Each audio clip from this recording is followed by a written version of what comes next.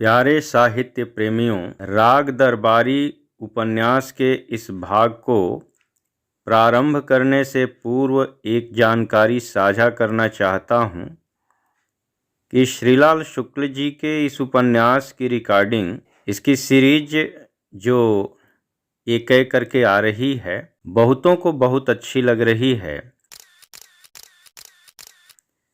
किंतु कुछ लोग जो सुनने के बजाय पढ़कर इसका आनंद लेना चाहते हैं, वे डिस्क्रिप्शन बॉक्स में दिए गए लिंक पर जाकर अमेज़न ऐप से चाहें तो यह पुस्तक डिस्काउंट के साथ खरीद सकते हैं। बहुत बहुत धन्यवाद। राग दरबारी भाग 22। शहर में चाय घर, कमेटी रूम, पुस्तकालय और विधानसभा की जो उपयोगिता है, वही देहात में सड़क के किनारे बनी हुई पुलिया की है। यानी लोग वहाँ बैठते हैं और गप लड़ाते हैं। इस समय दिन के लगभग 10 बजे इतवार के दिन रंगनाथ और रूपन बाबू एक पुलिया पर बैठे हुए धूप खा रहे थे और जमानत की हालत पर गौर कर रहे थे। जमाने की हालत अर्थात अंधेरे में पाए गए 2 मजबूत स्तनों का गर्मा गर्म स्पर्श। बात रंगनाथ ने शुरू की थी। उसने चाहा था कि वह उस रात की घटना किसी से न बताए।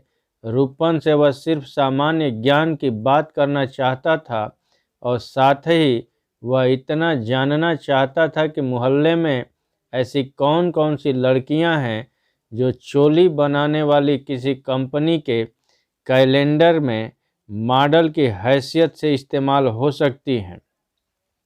उसने जब रूपन से बात शुरू की तो ऐसा जान पड़ता था जैसे वह उस कंपनी का प्रचार अधिकारी हो और लड़कियों या उसके स्तनों में उसकी दिलचस्पी बिल्कुल कारोबारी तौर की हो।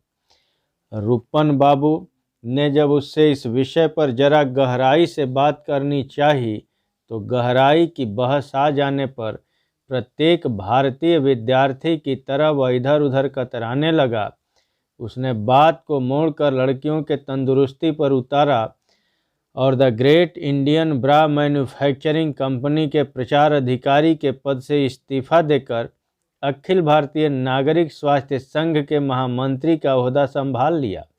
पर रूपन बाबू के सवालों ने उसे उस कुर्सी पर भी नहीं टिकने दिया और थोड़ी देर तक अंधेरे, जाड़े, भूत प्रेत आदि का जिक्र करते रहने के बाद रंगनाथ को महसूस हुआ कि धीरे धीरे, न चाहते हुए भी, उस रात की घटना का पूरा विवरण वह रूपन बाबू को सुना चुका था। रूपन बाबू बड़े ध्यान से सुनते रहे और रंगनाथ की बात खत्म होते होते उन्हें लगा कि भट्ठी में बैठे हैं। उन्हें अपने भीतर एक अजीब सी गर्मी और तनाव महसूस हुआ, जैसा कि लड़कियों की बात चलने पर उनके साथ हमेशा हो जाता था। उन्हें यकीन हो गया कि छत पर आने वाली लड़की बेला थी और जिसको वह आत्मसमर्पण करना चाहती थी वे स्वयं रूपन बाबू थे। मेरा प्रेम पत्र अब रंग ला रहा है और वह कसमसा रही है, उन्होंने अभिमानपूर्वक सोचा और उसके साथ खुद ही कसमसाने लगे। उस रात छत पर मैं खुद क्यों नहीं सोया। इस अफसोस से रूपन बाबू के गले में एक सिनेमा का गाना लाकर लटका दिया, पर इस वक्त उन्हें रंगनाथ के आगे एक समझदार आदमी की तरह का रूप प्रकट करना था। इसलिए ऊपर से वे समझदार आदमी की तरह बैठे रहे। उन्हें चुप देखकर रंगनाथ ने अपनी बात दोहराई। उसके आने और जाने का मुझे पता ही नहीं चला। मुझे सिर्फ इतना याद है कि वह मेरी छाती पर झुकी बैठी थी और रूपन बाबू बड़प्पन के साथ बोले, हो जाता है, कभी कभी ऐसा धोखा भी हो जाता है। पता नहीं कौन था, कोई आया भी था या नहीं, किसी से कुछ कहने की ज़रूरत नहीं। देहाती होशों का मामला, भूत प्रेत की सोचने लगेंगे। किस किस को समझाओगे रंगनाथ दादा। जबान बंद रखो, हो सकता है सपना देखा हो, सचमुच भी हो सकता है। रंगनाथ को इस व्याख्यान में ऐतराज की दो बातें मालूम थी। एक तो यह कि रूपन बाबू उसके अनुभव को सपने की बात कहकर टाल देना चाहते थे, और दूसरे यह कि बार बार वे उस लड़की के लिए पुल्लिंग का प्रयोग कर रहे थे। उसने कहा, उसमें धोखा हो ही नहीं सकता। मैं जाग रहा था, वह आकर मेरी चारपाई पर बैठी थी, मेरे ऊपर झुकी थी। ठीक है, ठीक है। अपने हाथ से कुछ काल्पनिक मच्छरों को उड़ाते हुए रूपन बाबू बोले, मान लिया सचमुच ही कोई आया था, पर इस बारे में कहीं कुछ कहने की जरूरत नहीं। कोई आया था? रंगनाथ ने आंख मूंद कर एक बार कोणार्क की सुरसुंदरियों का सरसरी तौर पर मुआयना किया और 20 बार मन में दोहराया, आया था नहीं, आई थी। रूपन बाबू, तुम कभी आया था के आगे भी सोच पाओगे या नहीं? उसके दूसरे दिन बादाम खत्म हो गया था और उसे खरीदने के लिए रंगनाथ को शिवपालगंज का चक्कर लगाना पड़ा। पंसारियों की 2-4 दुकानें थीं, वहाँ उसे निम्नलिखित बातें मालूम हुई। बादाम अब कौन बेचे? खाने वाले कहाँ रह गए? बादाम को हजम करना कोई मामूली बात है? उसे पचाने के चक्कर में बड़े बड़े पहलवानों की हवा बंद हो जाती है। फिर बादाम खरीदेगा कौन? गेहूं चना बादाम के मोल बिक रहा है, वही मिल जाए बड़ी बात है। बद्री पहलवान पहले बादाम खाते थे, तब हम लोग भी उसे दुकान में रखते थे। अब वे भी दूध घी के ऊपर चल रहे हैं, और उनके छोटे भाई रूपन हैं, वे चियां जैसा मुंह लिए चाय बिस्कुट के सहारे जी रहे हैं। अब यहाँ बादाम नहीं मिलता। सच पूछो तो बादाम का भी अब नाम ही नाम है। बढ़िया कागजी बादाम अब आता कहाँ है?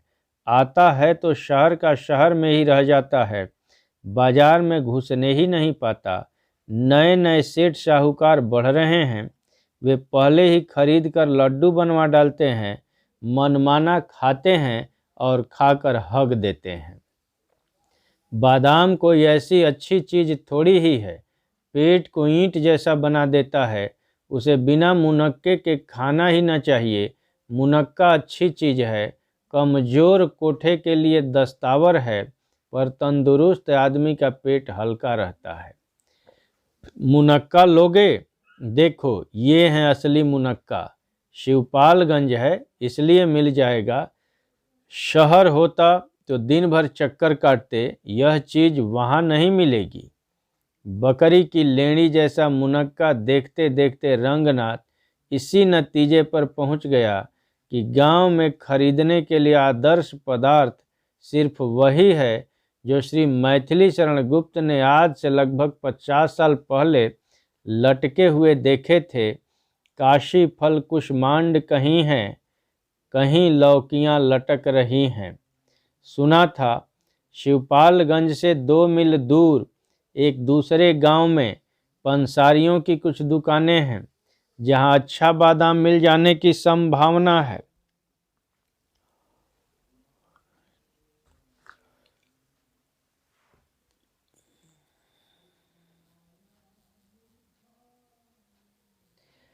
रंगनाथ वहीं के लिए चल दिया। रास्ता काफ़ी दूर तक पगडंडी वाला था, पर उस पर जगह जगह बबूल की कांटेदार टहनियाँ रखी थीं। खाइयाँ और नालियाँ खुद गई थीं और कहीं कहीं ऊंचे मेड़े बांध दी गई थीं। किसानों की यह भावना कदम कदम पर स्पष्ट हो रही थी कि वे नहीं चाहते कि कोई चिड़िया भी उस रास्ते से निकले, पर आदमी जो आज मंगल ग्रह और चंद्रमा तक राह बनाने के लिए तैयार है, इन विघ्न बाधाओं को कुचलकर कहीं खेत के बीच से और कहीं नालियों के अंदर से रास्ता निकाल चुका था। एक भलमानुस उधर ही जा रहा था। रंगनाथ उसके पीछे हो लिया। उस आदमी ने उससे पूछा कि तुम किसके लड़के हो? उसने कहा, वैद्य जी का भांजा हूँ। उस आदमी ने इज्जत के साथ कहा कि मैंने आपका नाम सुना था, आज दर्शन हो गए। सुना है आप बहुत पढ़े लिखे हैं, BA में हैं। रंगनाथ ने जवाब में कहा कि यह रास्ता बहुत गड़बड़ है, पता नहीं लोगों ने बबूल की ये डालें क्यों गाड़ दी हैं। उसने जवाब दिया कि अब कोई किसी को टोकने वाला तो है नहीं, जो चाहता है रास्ते में मेड़ बांध देता है, बबूल गाड़ देता है। रंगनाथ ने कहा, क्यों, गांव पंचायत तो है? उसने कहा कि हाँ, पंचायत तो है, पर वह सिर्फ जुर्माना करती है। जमींदार था तो जूता लगाता था। उसने समझाया कि हिंदुस्तान साला भेड़िया धसान मुल्क है, बिना जूते के काम नहीं चलता। जमींदारी टूट गई है, जूता चलना बंद हो गया है, तो देखो सरकार को खुद जूतम पैजार करना पड़ता है। रोज कहीं न कहीं लाठी या गोली चलवानी पड़ती है।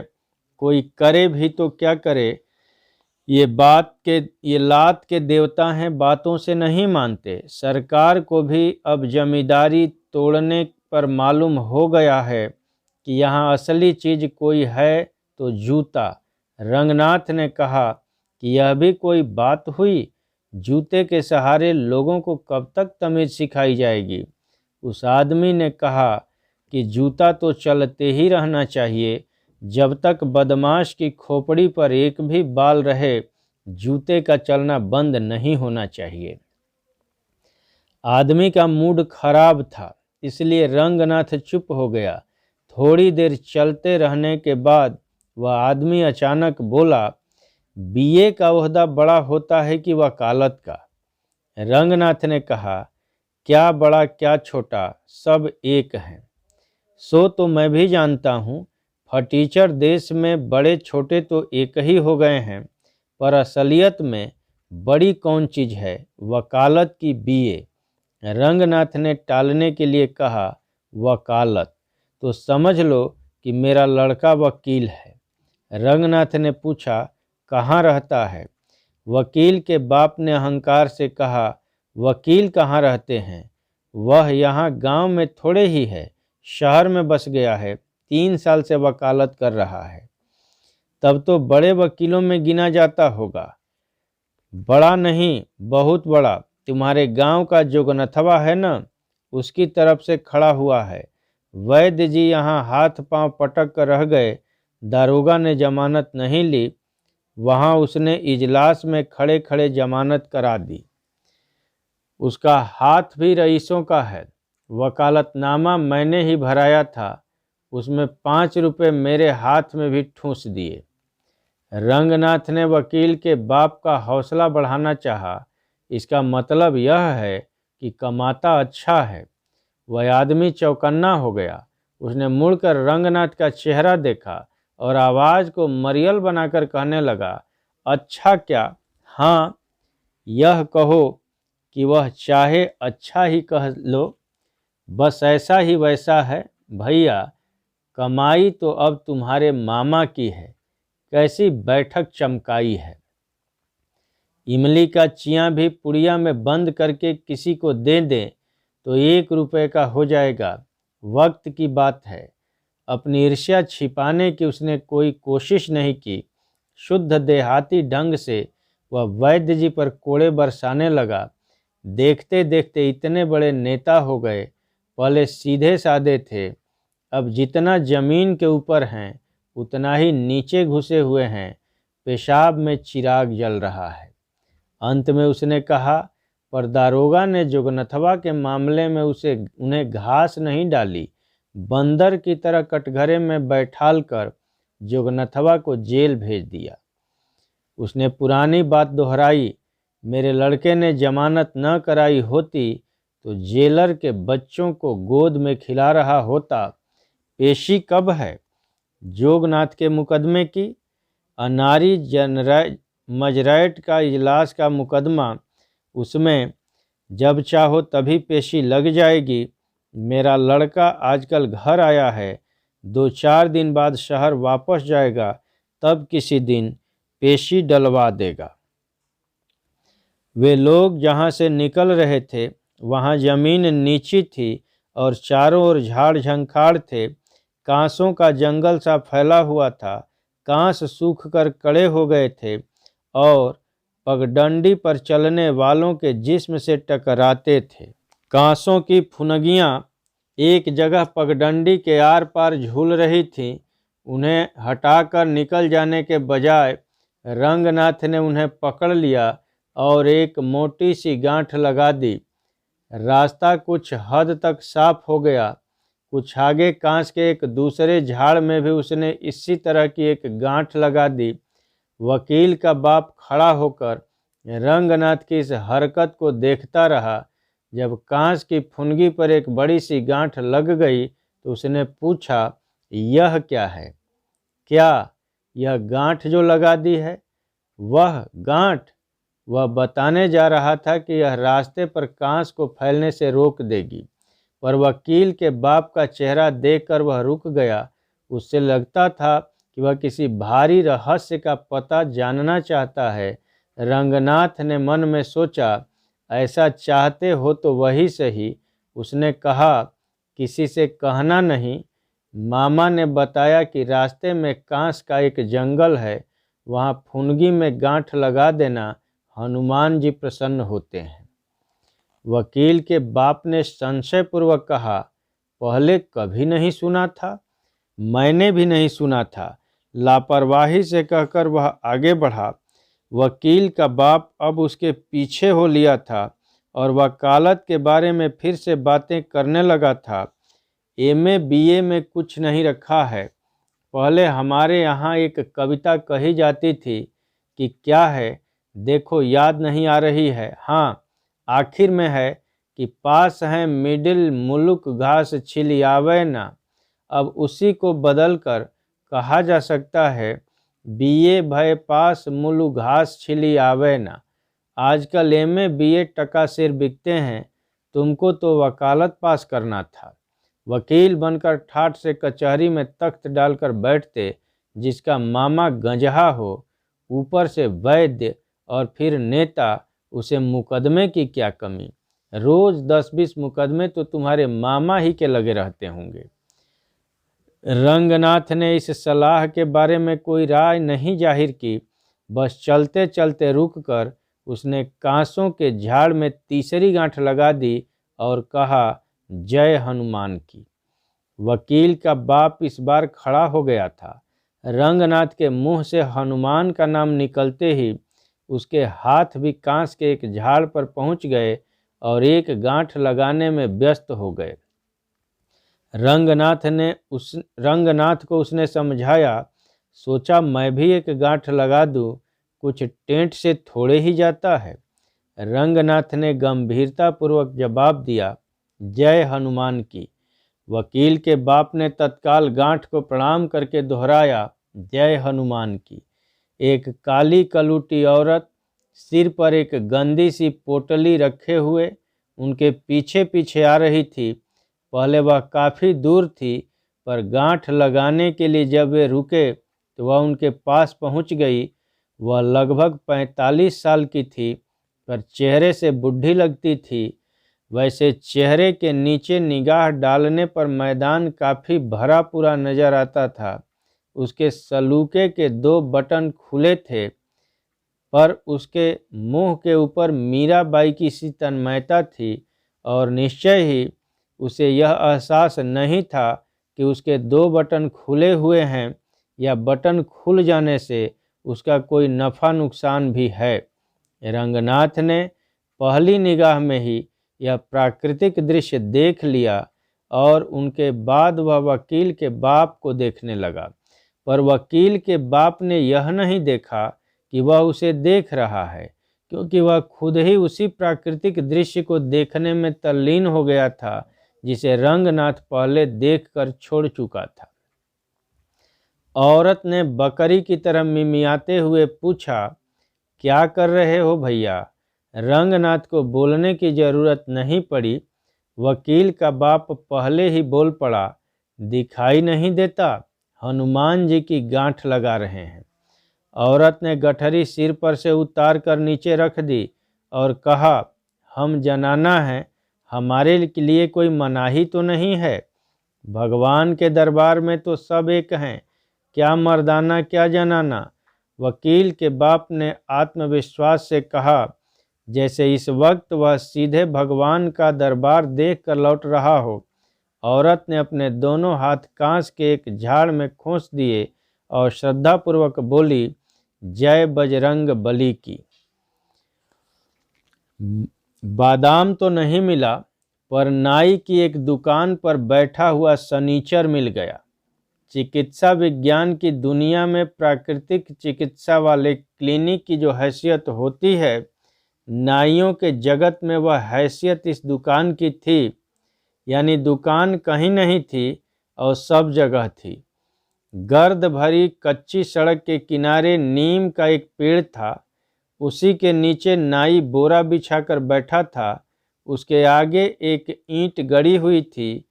ईंट के ऊपर सनीचर न बैठा था न खड़ा था, सिर्फ था। नाई उसके पीछे बालों पर मशीन चला रहा था। सिर के किनारे का झाड़ झंकाड़ कट चुका था। सिर के असली हिस्से पर बड़े बड़े बाल इस तरकीब से छोड़ दिए गए थे कि दूर से गोल टोपी की तरह दिखें। संक्षेप में, सनीचर अंग्रेजी ढंग से बाल कटा रहा था। उसने रंगनाथ की आवाज़ सुनी और नाई के जोरदार हाथ और मशीन के दबाव के बावजूद सिर को मोड़ा। कनखियों से देखते हुए बोला, शिवपालगंज के सब नाई एक जगह गमी में चले गए हैं। सोचा कि चलकर एक बार यहीं बाल कटवा लिए जाएं। बात कुछ रोब से कही गई थी, जैसे सनीचर हर चौथे दिन बाल कटवाता ही रहता हो। पर सच बात तो यह थी कि, और इसे रंगनाथ भी जान गया था, कि बालों के मामले में सनीचर का रवैया बिल्कुल अपने ढंग का था। यानी साल भर तक न तो वह खुद उन्हें छूता, न किसी को छूने देता, और फिर अचानक किसी दिन वह उन पर एक किनारे से उस तरह चलवाने के लिए बैठ जाता था। रंगनाथ समझ नहीं पाया कि इस हजामत के पीछे कौन सी विचारधारा काम कर रही है। वह चुपचाप खड़ा रहा। नाई ने रंगनाथ को रुका देखकर बाल काटने बंद कर दिए थे और सनीचर की खोपड़ी को 2 उंगलियों से ठेल कर कहा, उठो, अब हो गया। सुनते ही वह ईंट के ऊपर एक पांव टेक कर खड़ा हो गया। जेब से एक दुअन्नी निकाल कर उसने नाई को दी, और जब नाई ने उसे बिना देखे ही खोटी बताकर वापस लौटा दिया, तो बिना किसी प्रतिवाद के उसने एक दूसरी दुअन्नी उसके हाथ में टिका दी और रंगनाथ की ओर आंख मारकर इशारे से बताया कि उसने पहले नाई के साथ मजाक किया था। इसके बाद जैसे कोई सिपह सालार लड़ाई के मैदान में फतह पाकर जिस्म पर दुश्मनों का खून लसेटे हुए अकड़ के साथ वापस लौट रहा हो, अपने बदन पर बालों के लच्छे बिखराए हुए वह रंगनाथ के पास आकर खड़ा हो गया। रंगनाथ उससे 2 हाथ दूर हट गया। सनीचर ने उससे यहाँ तक आने का कारण पूछा और रंगनाथ ने उसे अपने बादाम संबंधी अनुभव बताए। सनीचर ने कहा, शिवपालगंज के बनिया बक्काल सब मनमाने हो गए हैं, 2 छटाक बादाम तक नहीं रख सकते।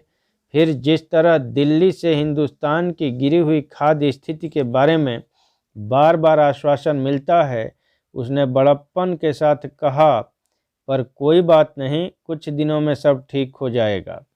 रंगनाथ को सनीचर की बातचीत में एक नए आत्मविश्वास की झलक दिख पड़ी, जो पिछड़े हुए देशों के विकास के लिए आवश्यक है। उसने सोचा, ऐसे आदमी को प्लानिंग कमीशन में होना चाहिए। तब तक सनीचर की बातचीत 2-4 मिनट आगे पहुंच गई थी। वह कह रहा था, बाबू रंगनाथ, शिवपालगंज अब ठीक होकर रहेगा, इस तरह की मनमानी थोड़े ही चलेगी। रंगनाथ को लगा कि बात अभी शिवपालगंज की दुकानों पर बादाम के अभाव को ही लेकर हो रही है, और शायद सनीचर उसे कुछ ज़्यादा खींच रहा है। पर जब उसने आगे की बात सुनी तो उसे यकीन हो गया कि इन बातों का बादाम से संबंध नहीं है, वे सिर्फ बातें हैं जो हम लोग बिना किसी खास मतलब के एक तरह से यूं ही करते रहते हैं। बाबू रंगनाथ, तुम समझते क्या हो? यह शिवपालगंज क्या कहते हैं इसे, पूरा एटम बम है। जब तक नहीं फूटता तब तक नहीं फूटता, सिलिर सिलिर करता रहता है। जब भड़ाक से फूटेगा तब जान पड़ेगा कि ठंडा था या गर्म। उसने एक पुरानी बात दोहराई, घोड़े की लात घोड़ा ही सह सकता है। आज सनीचर की हालत अजीब सी हो रही थी। वह बार बार मुट्ठियां भींचता था और मुंह से सिसकारी भरता था। कभी तेज चाल चलने लगता, जैसे अभी अभी वह घोड़े की लात खा चुका हो पर सह न पाया हो, और कभी मुंह के भीतर कोई बात कहते कहते उसे फेन की शक्ल में अपने होठों के कोनों पर फैला देता। यह सब तो था ही, ऊपर से आज उसने हजामत बनवाई थी। रंगनाथ ने यह सब ध्यान से देखा और सुना पर समझ नहीं पाया। वे आम के एक भारी पेड़ के नीचे से निकले। एक चील बड़े जोर से बोली। सनीचर ने कहा, यह साली भी बिना मतलब टाएं टाएं कर रही है। उसी सांस में उसने दूसरी एक बात कही, रामाधीन बेटा इस बार खुद अखाड़े में उतर रहे हैं। इन दोनों बातों का संबंध रंगनाथ की समझ में नहीं आया। उसने पूछा, किस अखाड़े में? सनीचर ने ताज्जुब के साथ उसे देखा और जवाब देने से कतरा गया। फिर देह पर गिरे हुए बालों को हवा में बिखेरता हुआ बोला, होगा, उसका भी इलाज होगा, देखते जाओ, एटम बम फूटने दो। आम का बाग खत्म हो गया। वे अब वहां आ गए थे जहां कांसों का जंगल था। पगडंडी पर रंगनाथ आगे आगे चला ताकि सनीचर के जिस्म पर गिरे बाल उड़कर उसके ऊपर न आए। अचानक वह खड़ा हो गया। कांस के झाड़ों पर उन्हें एक अनोखा दृश्य दिखाई दिया। रास्ते के किनारे किनारे लगभग 100 गज तक कांसों की फुनगियों पर गांठें बंधी थी, जैसे कठपुतली के खेल में सिपाही लोग पूरे स्टेज पर मुरैठा बांधकर तने खड़े हों। एक आदमी कांसों की फुनगी पर एक नई गांठ लगा रहा था। सनीचर ने सांड की तरह हुंकार कर कहा, अबे ओ खड्डूस, क्या कर रहा है? वह रंगनाथ से कहने लगा, देखा इन गंवारों को, सारा जंगल का जंगल खराब किए डाल रहे हैं। पता नहीं किस साले ने ये गांठें लगा दी हैं। रंगनाथ चौकस सनीचर का मुंह देखने लगा। उसके मुंह से आज गालियां कुछ ज्यादा तेज रफ्तार से निकल रही थीं। उसने पूछा, इन गांठों से किसी का कोई नुकसान है क्या? है क्यों नहीं? मालूम है, यह जमीन शिवपालगंज गांव सभा की है। वह रोब के साथ बोला, समझे बाबू रंगनाथ? कहते कहते उसने गांठ लगाने वाले आदमी को गाली देने के लिए ऊंट की तरह अपनी गर्दन ऊंची की, और वह बताते हुए वह आदमी नारी शरीर के किस हिस्से से बाहर निकला था, एक सवाल किया, कांस तुम्हारे बाप के हैं क्या? उस आदमी ने पलट कर जवाब दिया, और नहीं तो क्या तुम्हारे बाप के हैं? झगड़ा बचाने के लिए रंगनाथ आगे बढ़ाया और बोला, गाली गलौज न करो भाई। ठंडी आवाज में उसने उस आदमी से पूछा, कर क्या रहे हो? जो सारी दुनिया कर रही है हम भी कर रहे हैं। उसने अकड़ कर इस तरह कहा जैसे वह दुनिया का सबसे बड़ा मौलिक काम कर रहा हो। सनीचर ने कहा, पर मालूम भी है, यह जगह शिवपालगंज गांव सभा में लगती है। गांठ लगा देने से कांस की बाढ़ मारी जाएगी। कुछ पता भी है? चालान हो जाएगा तो भागे भागे फिरोगे, तब यह तुम्हारी दुनिया तुम्हारे काम न आएगी। चालान कौन साला करेगा? साला नहीं, चालान तुम्हारा बहनोई करेगा। मैं आँख खोल कर देख लो, तुम्हारे ही आगे खड़ा हूँ, पंचहत्था। रंगनाथ की ओर देखते हुए उसने अपनी बात साफ की, हाँ रंगनाथ बाबू, मैं आज ही प्रधानी के लिए पर्चा दाखिल करने जा रहा हूँ। 15 दिन के भीतर ही देख लेना, रामाधीन की छाती पर चढ़ कर आऊँगा और देखूंगा कौन साला मेरी गांव सभा का तिनका तक छू लेता है। आहा, यह बात है, तभी अंग्रेजी बाल कट रहे हैं। पेड़ पर बैठी हुई चील के बोलने पर ऐतराज हो रहा है। एटम बम फटने वाला है। गांव सभा के जंगल के बारे में इतनी हुकूमत बरती जा रही है। सारी बात रंगनाथ की समझ में आ गया। नाम जदगी का पर्चा आज ही दाखिल किया जाएगा। अभी अभी इसी वक्त सनीचर ने जोश से कहा, पर्चा पहले दाखिल करूंगा, नहाऊंगा बाद में। उसने चलताऊ नजर गांठ बांधने वाले आदमी पर यह देखने के लिए डाली कि उस पर रोब पड़ा है या नहीं, पर नतीजा साफ था। सनीचर के रोब का असर सनीचर तक ही रहकर सीमित हो गया। जैसे हिंदुस्तान का एशिया और अफ्रीका की नेतागिरी करने का दावा। वह आदमी इत्मीनान से कहने लगा, चलो अच्छा है, तुम ही प्रधान हो जाओ, किसी न किसी को तो होना ही है। हिकारत के साथ उसने जोड़ा, गांव पंचायत भी क्या है, सरकारी चोंचला। सनीचर को अपमान का आभास हुआ।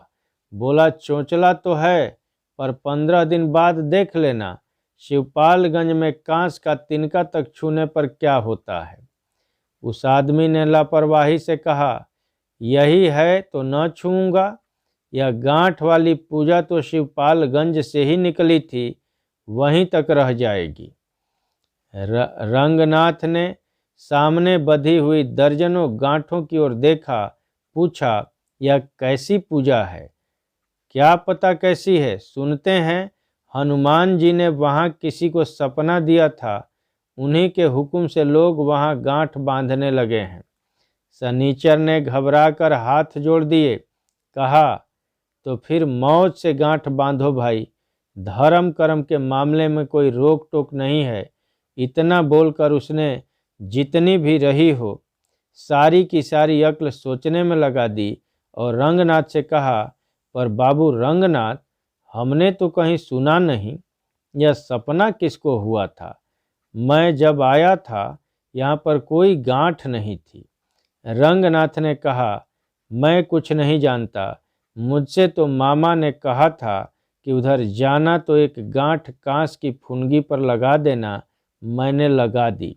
यह हनुमान जी की गांठ है, मामा बताते थे। सुनते ही सनीचर की अक्ल पर हनुमान जी चढ़ गए।